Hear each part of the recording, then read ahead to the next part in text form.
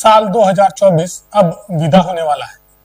इस साल हमने कुछ पाया तो कुछ खोया भी है। 2025 का आगमन होने वाला है।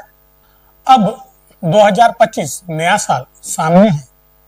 लोकसभा चुनाव 2024 दुनिया के सबसे बड़े लोकतंत्र में दुनिया का सबसे बड़ा आम चुनाव हुए। 19 अप्रैल से 1 जून 2024 के बीच 7 चरणों में चलने वाले आम चुनाव 2024 इस साल की सबसे बड़ी राजनीतिक घटनाओं में से एक है। चुनावी नतीजे चौंकाने वाले रहे, जहां देश की सबसे बड़ी पार्टी बीजेपी अब की बार 400 पार का नारा देकर चुनावी रण में उतरी। वहीं दूसरी तरफ विपक्षी दलों ने इंडिया अलायंस बनाया। जब चुनावी नतीजे आए तो बीजेपी 400 के आंकड़े छू नहीं पाई, लेकिन सहयोगी दलों के साथ लोकसभा में बहुमत हासिल किया और नरेंद्र मोदी तीसरी बार प्रधानमंत्री बने।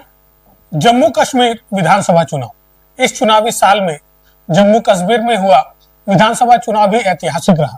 जहां राज्य में 1 दशक के बाद विधानसभा चुनाव कराया गया, वहीं जम्मू कश्मीर से अनुच्छेद 370 का दर्जा हटाए जाने के बाद सभी की नजरें इस चुनाव पर टिकी हुई थी।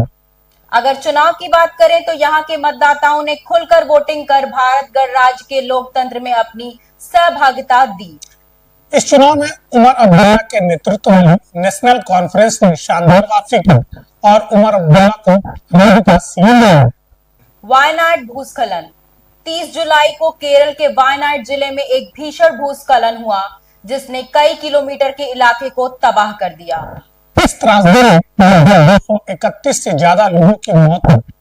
इस घटना के असर इतने बड़े थे कि कई लोग पूरी तरह से बर्बाद हो गए। यह घटना दिन प्रतिदिन हो रहे जलवायु परिवर्तन के असर को भी उजागर करती है, जिससे पर्यावरणीय संकट और बढ़ते जा रहे हैं।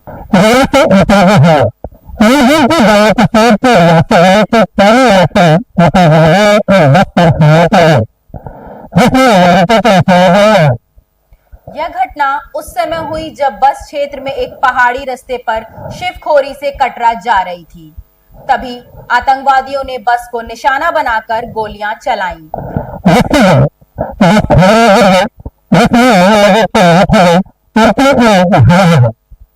यह हमला क्षेत्र के शांति और विकास की प्रगति को अस्थिर करने का आतंकी प्रयास था।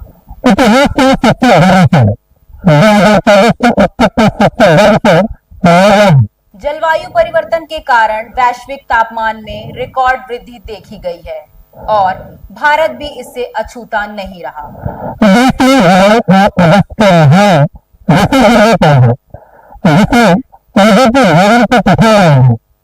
तापमान की वृद्धि के कारण जल संकट और सूखा जैसी समस्याएं सामने आई। आरजी कर मेडिकल कॉलेज। 9 अगस्त 2024 को कोलकाता के आरजी कर मेडिकल कॉलेज में एक 31 वर्षीय महिला ट्रेनी डॉक्टर की कथित रूप से बलात्कार और हत्या कर दी गई।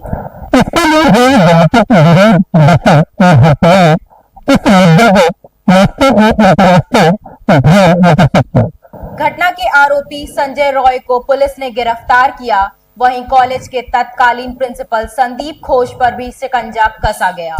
कोलकाता हाईकोर्ट के आदेश के बाद मामले की जांच सीबीआई को सौंपी गई थी। 11 नवंबर से इस मामले में ट्रायल शुरू हो गया है। अरविंद केजरीवाल का इस्तीफा। तिहाड़ जेल से बेल लेने के बाद आम आदमी पार्टी के एक प्रेस कॉन्फ्रेंस के दौरान उन्होंने दिल्ली के सीएम पद से इस्तीफे का ऐलान कर दिया। अरविंद केजरीवाल ने इस्तीफा देते हुए कसम खाई कि दिल्ली के लोग सिक्किम विधानसभा में विपक्ष खत्म। लोकतंत्र में ऐसा माना जाता है कि सरकार के कामकाज पर नजर बनाए रखने के लिए विपक्ष का होना जरूरी है। हालांकि यह कितनी अजीब परिस्थिति होगी जब सदन में विपक्ष का एक भी विधायक नहीं है। इस चुनावी वर्ष में ऐसा ही कुछ सिक्किम में देखने को मिला। 32 सीटों वाली सिक्किम विधानसभा में सभी विधायक एक ही दल के हैं। अभी हाल ही में 2 सीटों पर यहाँ उपचुनाव भी हुए, पर यहाँ भी सत्तारूढ़ सिक्किम क्रांतिकारी मोर्चा के प्रत्याशियों ने निर्विरोध जीत दर्ज की। नवीन पटनायक की हार। इस चुनावी साल उड़ीसा विधानसभा में भी एक बड़ा उलटफेर देखने को मिला। दशकों से सत्ता पर काबिज और उड़ीसा पर राजनीति में महानायक कहे जाने वाले नवीन पटनायक के दल को चुनावी हार का सामना करना पड़ा था।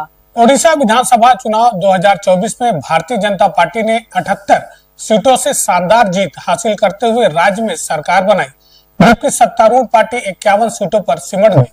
महाराष्ट्र के चुनाव। इस साल पूरे देश के साथ लोकसभा के चुनाव हुए तो वहीं महाराष्ट्र विधानसभा के चुनाव भी हुए। लोकसभा चुनाव में जहां महाराष्ट्र में महायुति गठबंधन को निराशा हाथ लगी, तो वहीं विधानसभा चुनाव में इसी महाराष्ट्र की जनता ने दिल खोलकर महायुति गठबंधन को अपना समर्थन दिया। पहले जहां एकनाथ शिंदे महाराष्ट्र के सीएम थे, वहीं इस चुनाव के बाद देवेंद्र फडणवीस को महाराष्ट्र का सीएम बनाया गया है। प्रियंका गांधी का चुनावी पदार्पण। नेहरू गांधी परिवार की एक अन्य सदस्य प्रियंका गांधी वाड्रा ने इस साल राजनीति में सक्रिय रूप से पदार्पण किया। लोकसभा चुनाव 2024 में अमेठी और वायनाड दोनों लोकसभा सीटों पर जीत के बाद राहुल गांधी ने वायनाड सीट को छोड़ दिया था और अमेठी से सांसद बने रहे। इसके बाद वायनाड की सीट खाली रही। वहीं अब वायनाड लोकसभा सीट पर हुए उपचुनाव में कांग्रेस पार्टी ने प्रियंका गांधी को वायनाड सीट से प्रत्याशी के तौर पर उतारा।